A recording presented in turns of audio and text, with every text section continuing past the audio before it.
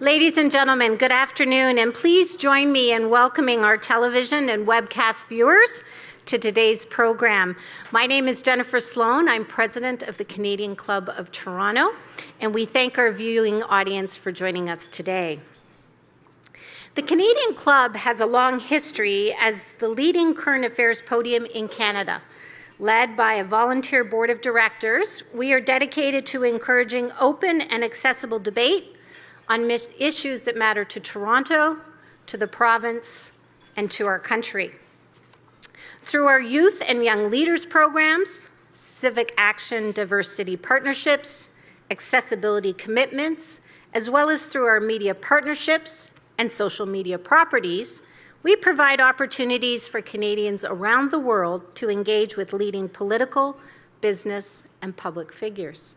Thank you for joining our conversation today. Before I formally introduce our speaker, I'd like to tell you about some of our upcoming events.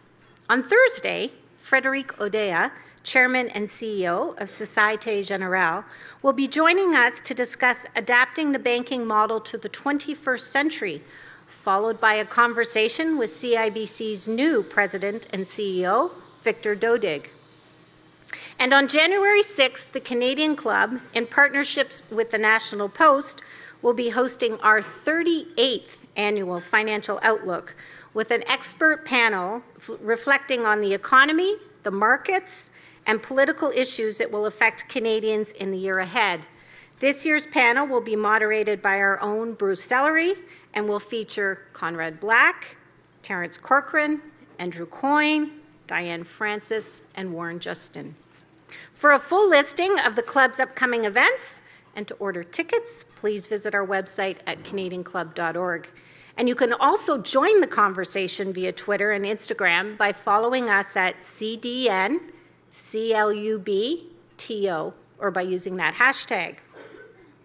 I'd like to express special thanks to today's sponsor, McCarthy Tétrault, represented by Marc-André and Matt. Thank you both for your generous support and for being with us today.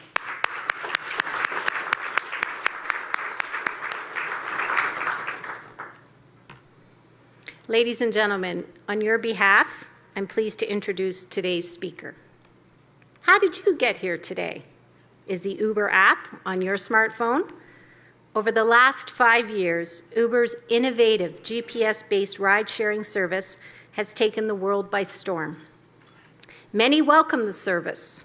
Others, like established taxi companies and jittery municipalities, would like to put the brakes on it. Uber connects riders to drivers using its mobile application, offering different options for riders and more business for drivers. Since it launched in 2009, Uber Technologies service is now offered in more than 250 cities on 6 continents. Toronto, Montreal, and Ottawa are among them. With the San Francisco-based companies valued at $18 billion, Uber is clearly an economic driver, putting a new spin on taxi and ride-sharing services. It has responded to consumer demand with inexpensive, on-demand transportation solutions. You may be familiar with UberX ride-sharing and Uber Pool.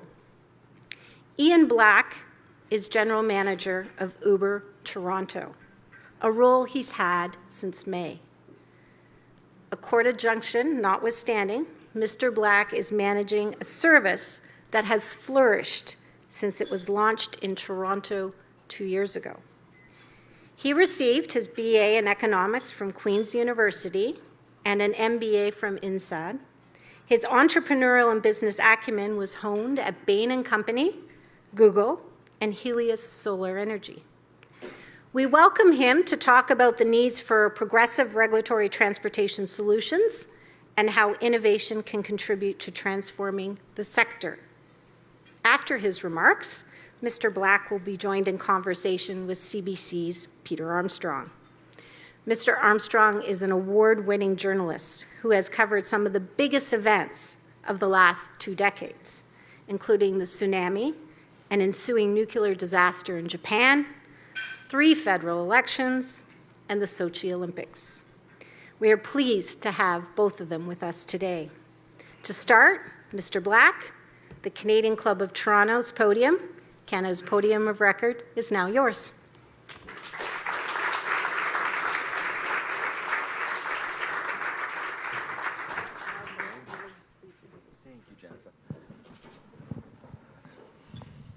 Well, thank you, Jennifer, very much for that introduction, and it's a pleasure to be here today, and thank you so much for being here, especially at a busy time of year. It's a real honor to be here at the Canadian Club. So I'm going to pick up on Jennifer's question. Please raise your hand if you took an Uber to the lunch here today. Okay, I'm very encouraged. We've got a lot of space back there. That looks like room to grow in Toronto. So I'm feeling good. So there's plenty to discuss today. I'm going to dive right in. The topic that I'd like to discuss is the changing face of urban transportation. As general manager of Uber in Toronto, we see innovations really strengthening communities and economic livelihoods in cities across the country. And that's really what we're here to discuss. But I also want to discuss progressive legislative solutions that could be applied to ride-sharing here in Canada. And I want to state unequivocally Uber's commitment and willingness to be a part of creating those regulatory solutions. So for those of you who don't know, what is Uber? Well, it's a company on a mission. And our mission is to roll out an efficient, elegant, and most importantly, safe transportation system in cities all across the world. Now, from a founding in 2009, as Jennifer mentioned, to today, we're in over 260 cities. And we've brought a very simple idea to life in an extraordinary way. Transportation at the click of a button. You know, our riders love a lot of things about Uber, but primary among them are the fact that you can see your vehicle arrive, you see the name of the driver, you also get out of the car without having to pay cash. It's a cashless transaction. And there's safety and customer service built into the system. This simplicity that Uber has brought to transportation, of making it completely easy from getting to point A to point B in a city, is really what Uber's built upon. So much about cities is dictated by how you get around them. If Uber can bring comfort and efficiency to transportation in cities, then we really have a bright future. That's what we're about, is creating that simple solution. Now, there's another very powerful concept at the core of Uber, and that's ride-sharing. So ride-sharing, for those who don't know, we call UberX, is when people use their personal vehicles to provide rides to those who need a ride. Now, in the absence of any regulation on this, we've gone ahead and put strict background checks and insurance in place on this system because we know there's absolutely no margin for error when it comes to safety. And ride-sharing around the world and here in Canada has proved enormously popular. We launched 3 months ago here in Canada. We already have tens of thousands of riders in Toronto, Montreal, and Ottawa who use UberX every day as a part of their transportation. We even have thousands of people every week in Canadian cities signing up to be Uber drivers. That's real growth, and it grows every week more and more and more. Now, as you guys have no doubt picked up on, Uber is a regular tech company. We don't just build an app. We do much more than that. We engage, we mesh in the local economy. All of our drivers are local drivers. They're using the Uber platform to build their own small businesses. It's a completely flexible arrangement for them. They can work when they want, and they can also work for as long as they want. Completely flexible. And drivers are really the lifeblood of our business. There's some in the audience today. We go out of our way to treat this group as our customers, our valued customers, and we do everything we can to build our business around them. Now, to put in context the scale of the economic opportunity we're creating for these drivers, consider this. In 2015, we are creating 1 million jobs for Uber drivers around the world. That number absolutely blows me away when I hear it. And here in Ontario, we will create 15,000 part-time jobs in 2015. Now, we've done our research. We can't find another Ontario company hiring more people. but there may be one out there, but we're tremendously proud of that job growth and economic contribution to the province. And I meet every day with drivers who come in and out of our offices. They've got very diverse and inspiring stories. I want to share a few of them with you now. Faraz, he's a father of 4 from Mississauga, was recently laid off his customer service job. Tough situation to be in, no doubt, but he's viewing it as an opportunity. He's going back to school, he's getting training, and finding a better job for his family. And he's doing that by working on UberX and supporting his family when he's not in class or not looking after his family. Sarah is another great example. She's a recent college graduate from Teachers College, and her dream is to be a teacher, but she can't find constant work. So she supply teaches generally 1 to 2 days a week. What she's able to do is sign on to Uber whenever she's not teaching, and that lets her continue to pursue her dream of being a teacher until she can find work.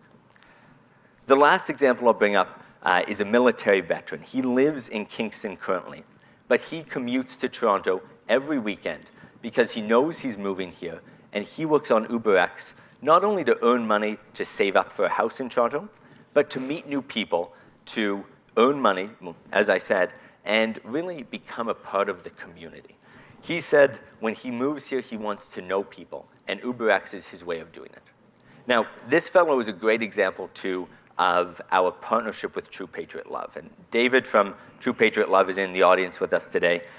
We're very proud of this partnership. It's really about empowering veterans and military family members to use the Uber platform to build their own small businesses.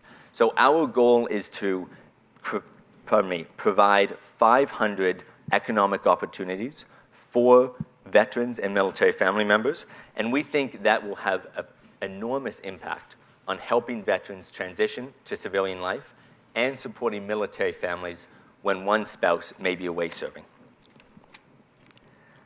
Uber's having an enormous impact on communities in other ways as well.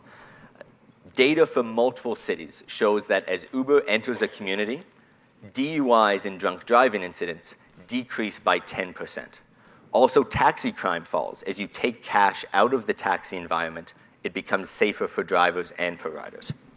And we're complementing local transit networks as well. We're decreasing emissions by making it easier for people to leave their car at home and take transit to work by enabling last-mile transportation. And finally, we've taken a broken taxi system and fixed it.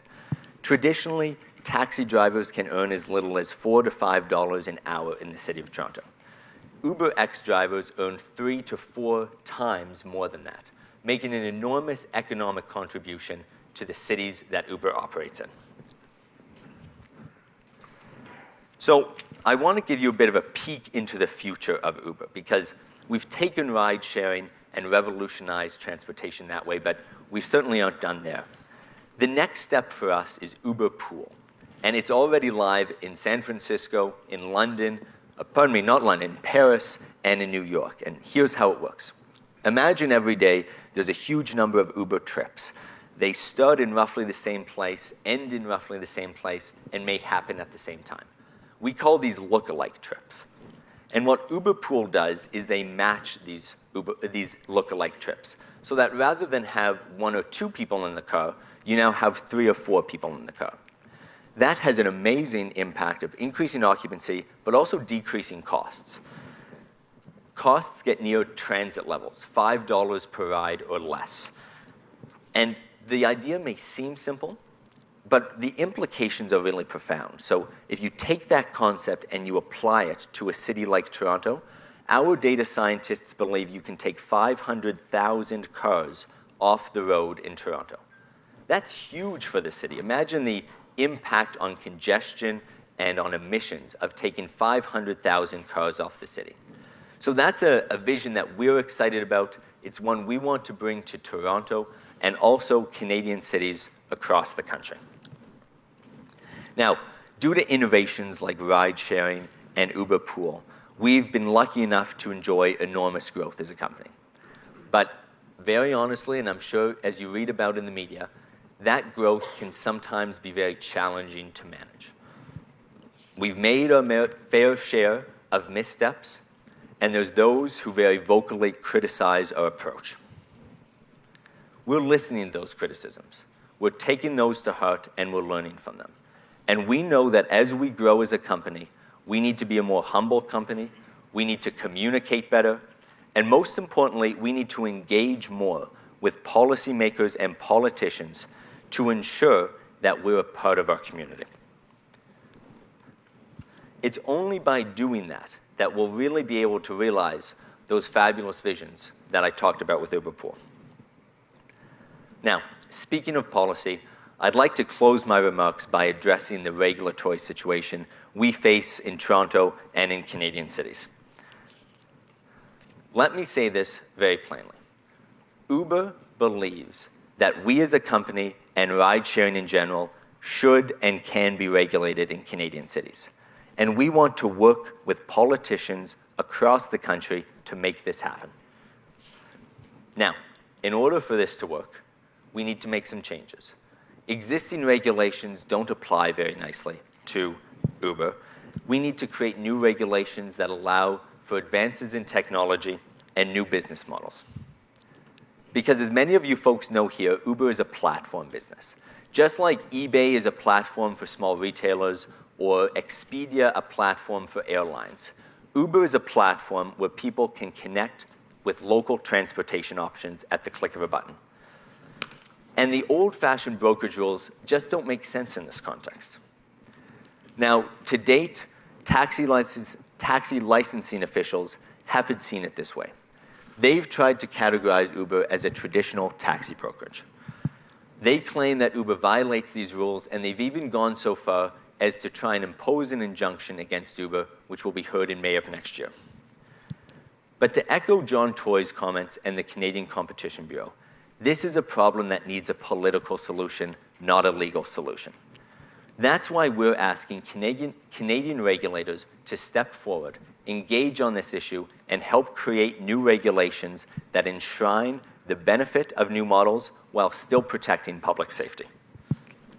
We are ready to take on this challenge as a company, and we're thrilled to see politicians like John Toy and groups like the Canadian Competition Bureau support us in this. So what's the path forward to get there? Well, in the US, there's 20 jurisdictions that have passed ride-sharing regulations in the past year. We can really pick up on those models and run with them in Canada. Those regulations create new licensing categories for companies like Uber. They also enshrine background checks, insurance, and vehicle inspections to ensure public safety. These are models that we can use for Canada. And as a Canadian, I want to make sure that we aren't left behind in taking advantage of the opportunities of ride-sharing. Today, we sent an open letter to several Canadian mayors, city councils, and provincial politicians, telling them unequivocally that we are ready to come to the table and work on regulations that enshrine the benefits of ride-sharing and protect public safety. And we look forward to a day when we can sit around the table and make this happen in Canadian cities. So Canadian cities, we all know, face their fair share of challenges in transportation. But from where I sit, the future is bright. There's a lot of innovations happening in transportation, whether it be ride-sharing or carpooling, that can really help reduce those challenges. And we look forward to working with politicians, policymakers, our driver partners, and riders to make that happen in Canada. So I'll end there before the Q&A. I encourage everybody here to bring on the tough questions. Don't be shy. And also on your table, there's a card where you can enjoy a free Uber ride. Please take advantage of that. Reach out to our team. Let us know your comments and your feedback for those of you who haven't tried it. But thank you very much for being here. It's an honor to be invited, and thank you all for listening.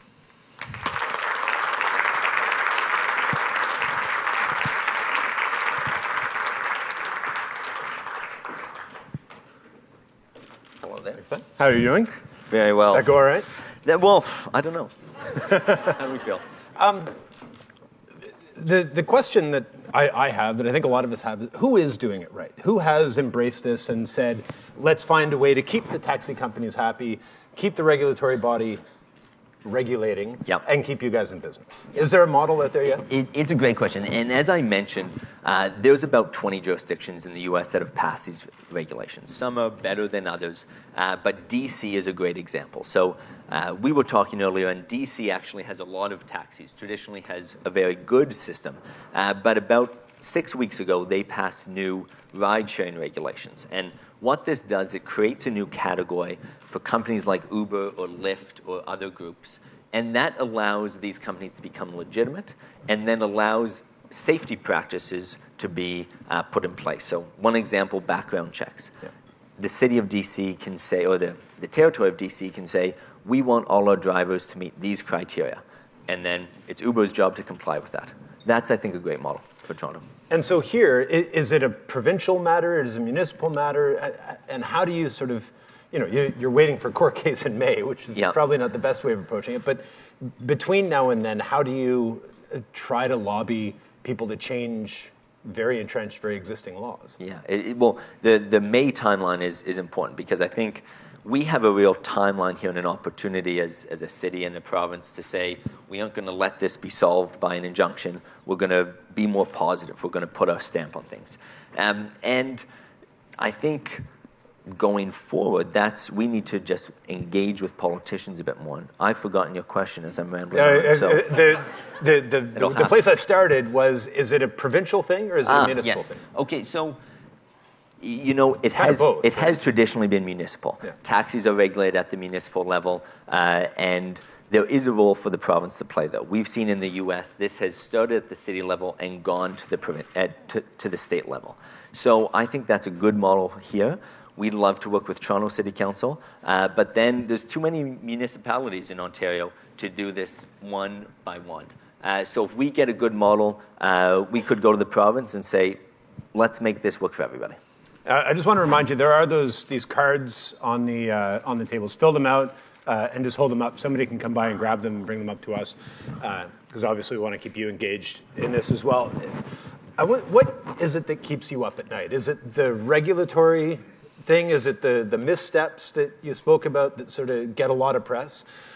Or is it the taxi companies themselves banding together and saying, well, they have a good idea. Why don't we all just come up with our own app and put you out of business? Yeah, I think the biggest challenge for us now is, as we grow at a tremendous rate, is making sure we hold it together in a really good way.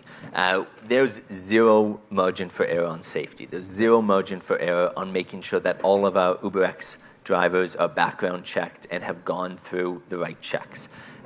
So in order to make sure we're staying on top of that and getting in front of any issues, that's really how our team spends a lot of their time. But more broadly, what keeps me up is the idea that we've got a great idea here that really can take cars off the road and can improve transportation system. And if we aren't taking advantage of that, if we aren't acting on that, then it seems like we're just missing an opportunity. So making sure we're educating politicians and getting out and doing events like this, educating people and letting them know that this is actually an issue we need to fight for. It won't just happen. When you see some of these missteps, the Sydney one, for example, there was some concern that you guys there was a price surge at the initial attack, and you guys changed that and said we're going to get everybody out of Sydney quickly and free, but that initial sense that the price had gone up in a moment of a crisis, when you see that happen, do you just sort of bang your head on the table and say, how do you mitigate that? Because it gets out there so quickly, everybody hears about it, it's all over Twitter. What do you do?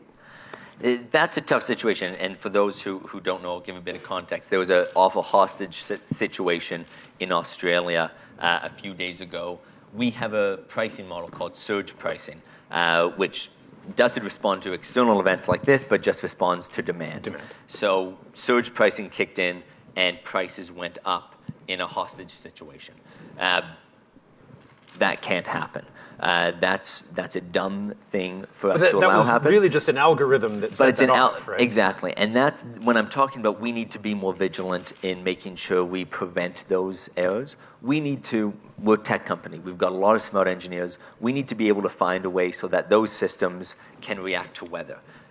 If there's a big snowstorm tomorrow, and or if there's flooding in the city, we need to be able to get people out without them feeling as though they're being price gouged. People understand surge pricing. It helps the whole system work better.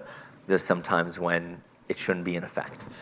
So it's us learning that discipline of being on top of it. And we're a young company. We're still a startup in many ways, but very quickly we've grown and have hundreds of thousands of stakeholders around the world. We need to mature a bit and get better processes. And people are either really on board and saying, we understand how a mistake like that can happen, and isn't it good that you correct it very quickly, or they hate you. It is amazing how polarizing your company is. I should have asked, who in the room hates us? Yeah, anybody? No. Okay. But it is amazing how polarizing this company that is trying to solve a problem has become.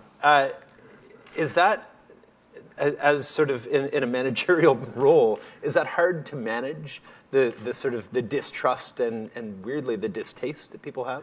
Well, I mean, all we can do is focus on the positive, right? We bring in every week hundreds of drivers onto the Uber system, and we thankfully spend our days talking with them rather than reading the media stories. There's a narrative out there in the media that thinks that Uber is the worst thing to happen in the world, but that's what the media sometimes does. They create these stories and we need to do a better job of pushing the positive, but we see a lot of the positive. The positive is the fact that 15,000 jobs in Ontario. That's a pretty cool story, and this is the first time I've ever seen it. We need to push that positive out more.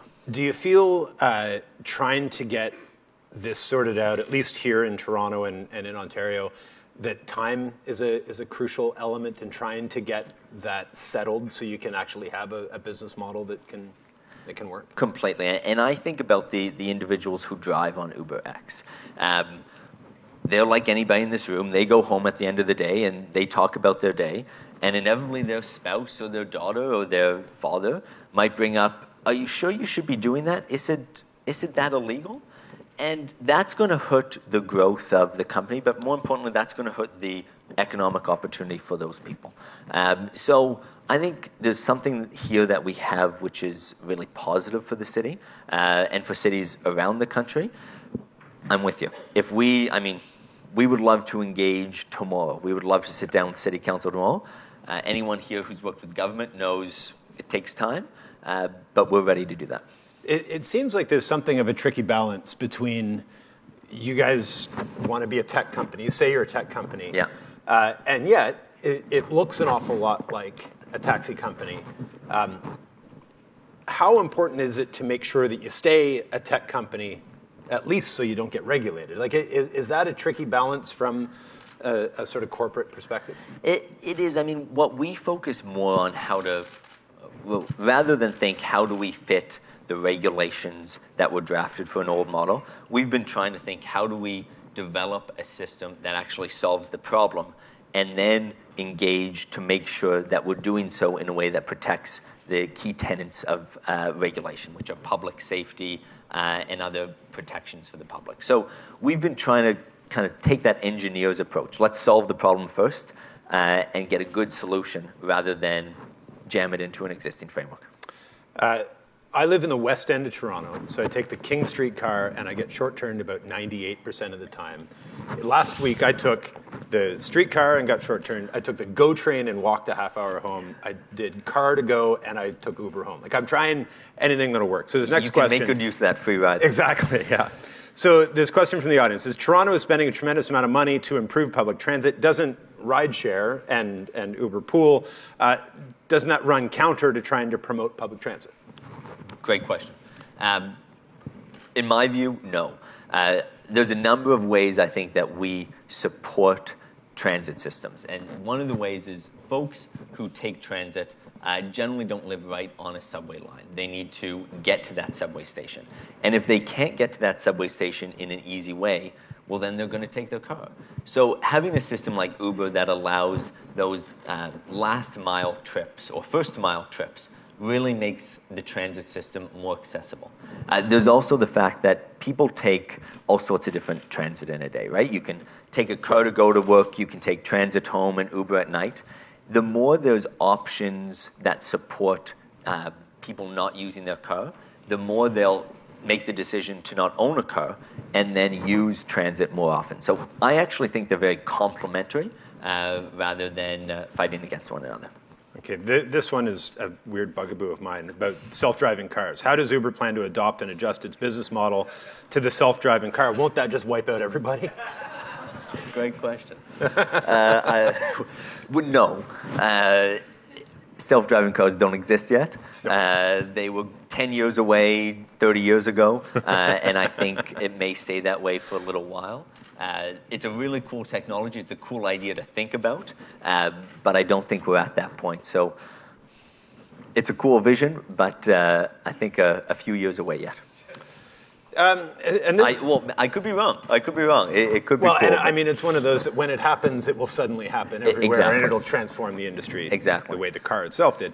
So here's another question: that if a driver is only making a certain amount of money working 12 hours driving a cab today, yep. and we know there's 5,000 cabs on the road in Toronto, so how does an UberX driver make money working less hours? Yeah. How does that actually work? How does it work that UberX prices are lower, yet somehow they can make a living? Uber claims that they make more?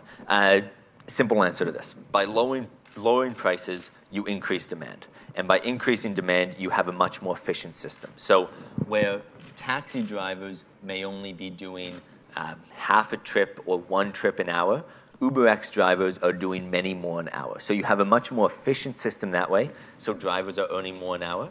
And there's also the structural fact that the taxi industry, I don't know how many of you know, is just burdened with middlemen. It's not just the plate owner and the driver. There's several layers between there, and they all take their piece. And so very little goes down to the driver. With the Uber model, there's just the customer, the driver, and Uber takes a small percentage in between, so that flows right to the driver. And you brought up the stat, and I looked it up while you were speaking, that there's 5,000 cabs on the road in Toronto. That's 18 for every 10,000 people. Ottawa's got about 15 for every 10,000 people. In D.C., where you said they are one of the best equipped in taxis, they have 116 for every 10,000 people. And cab drivers still make pretty good money there. So there is an argument to be made that there is a balance. Well, it's that idea that if folks own a car right now, if we provide more options to take cars off the road, then more people will use this form of transit. We've already seen since launching UberX, the efficiency of our system has increased dramatically as people hear about it and learn about it and start using it. And correspondingly, driver earnings have shot through the roof. This is pretty simple. How are drivers screened to protect passenger safety, and how are the vehicles insured when driving for Good questions. We do background checks on all of our UberX drivers, and those background checks are actually set up to be more stringent than the requirements of Toronto taxi drivers. So every UberX driver goes through that. Insurance is another good point. So all UberX rides are insured. There's stories out there to the contrary. Those are factually untrue. Uber has an insurance policy which acts in case the driver's personal policy does not come into force. So there are no circumstances under which an UberX ride is insured. And we've taken this extra step because we know we're a big company. We can't afford to be in any position where this system is questioned. So that's what we do. There are cities that have banned. There are organizations that have really band together to fight Uber. Yeah. What is your reaction to, was it Portland that just banned Uber? Pick some city that has. Yeah. What do? Do you just leave that, try to sort everybody else, and come back to those cities at a different time? So there's a number of cities who have had that initial negative reaction to Uber. It's a long engagement. So this will change over time. I think we've seen a lot of U.S. cities early on said, no, we don't want anything to do with Uber. And this was when we were only black car. We don't want to touch Uber. And now as we've gone to UberX, our ride-sharing option, that should be even more toxic to cities that view things from a taxi mindset. But we've seen people see the benefits, see that this is actually a huge job creator, that it does complement transit. So in those cities, I think patience is really the approach that we take. I went to one of these things with somebody from Twitter, and all of the questions were, what's office culture like? Are you guys hiring? Anyways, can you describe the Uber office culture in Canada? What roles and what's it like? You bet. You're a pretty small operation. It's a right? pretty small operation. The Canadian team is about 25 folks. It got a lot better. We just moved offices. Office with room to grow, so I think the team is probably a lot happier. Some of them are here. We used to be in a small room, very startup-y, all hunched over laptops and in each other's space. Now we have room to Isn't roam. that nice? But it's a company that really takes its mission seriously, working hard. For those maybe in the audience, I know some folks from Rotman here. We are hiring on the operations team and the marketing team. So lots of room on the Uber team. Would love to have you on board. What are the expansion plans? I mean, you guys are growing so fast, and you said part of some of the obstacles, the challenges you faced is that really quick expansion comes with its own set of problems. What's the next big market for Uber? Well, so many Canadian cities have awful taxi systems, to be honest. So we look to Vancouver, we look to Calgary, we look to Edmonton, a lot of other places that just need a fix. So our priority in the Canadian business is really bringing Uber to all those cities. But in the US right now, it's quite cool. We are accessible by 55% of the population. And that's in a country that's much more spread out. So we're going to 100,000 cities, 50,000 cities. So I think that's the next frontier for us in Canada, going to places all around southwestern Ontario and beyond. And as you expand, will there be cities that will come to you and say, let us be the guinea pig. Let us try to figure out your regulatory model. And like, have people approached you about that? Yes, there's a few cities, 2 cities in Canada actually that have done that, and that's still happening somewhat quietly. So you want to keep it quiet? I won't share which ones right now, but we are starting to see that because I think John Toy was a great example. He realized that you can't put your head in the sand here and turn the tide back. And there's politicians who are seeing this as an opportunity for their cities, but also politically, and we're here to support that. And somebody's asking about expansion plans to China. Is that we're in China? You are. The People's Uber That's right. is what it's called, and there's interesting rules in China. I won't get into all of them, but transportation providers must be non-for-profit there. The People's Uber. So open your app next time you're in Beijing. Yeah, there you go. Somebody's written, is it not true that Uber's not paying the same fees as a taxi company? You're not even trying to compare fee structure, or it's a totally different service in your mind, right? Exactly. So I think what that's referring to, taxi companies pay an annual brokerage fee to the city. If we were licensed as a brokerage company, we would pay those fees. What we need is a brokerage definition that fits our model. Do you guys have it in your head, like what the actual model, what the regulation language should look like? And do you, as you go into new cities, do you present that, or is it sort of a give and take between the city and what their existing regulatory body looks like? So all cities are a bit Totally different in this different, respect, but what we like to do is, every city being very different, we can bring examples of what other cities have done. So DC or Chicago or Austin, Texas, or California at the state level, or Colorado at the state level. All these jurisdictions have regulation. And so we can put those on the table and say, here's what everyone's coalescing around, and then we can take those and say, okay, how do we Canadianize them? So that's what we're doing here in Toronto. We're meeting with city councils this week, next week, in the new year, and saying, how can we take this model and make it work for Canadian cities? Hopefully there'll be some open ears on that front. All right. I think that's all the time we have. But thank you guys very much for listening. Thank you for entertaining the questions. Thank you guys very much. See you again soon. I think this stay here will be.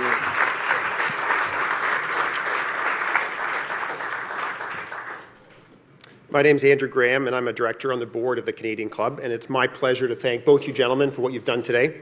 First of all, Peter, thanks for joining and providing your excellent interview skills. A lot of great content there covered in a brief period of time. And Ian, on behalf of the Canadian Club of Toronto, I'd like to thank you for sharing your vision of not only what some of us think of Uber as a way to get a taxi, but really as a compelling vision for urban transportation.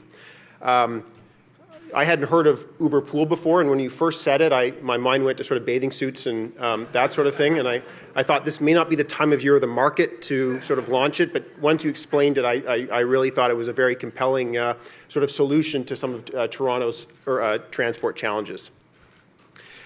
Uber Technologies has done really a terrific job of bringing together technology and innovation to drive change in the transportation industry, and we appreciate you sharing your insights with us today. I know as a user, I'm sure many of you in the audience are also users, it's great to have the added choice when I'm looking to go somewhere. So thank you very much for joining us and for sharing your thoughts.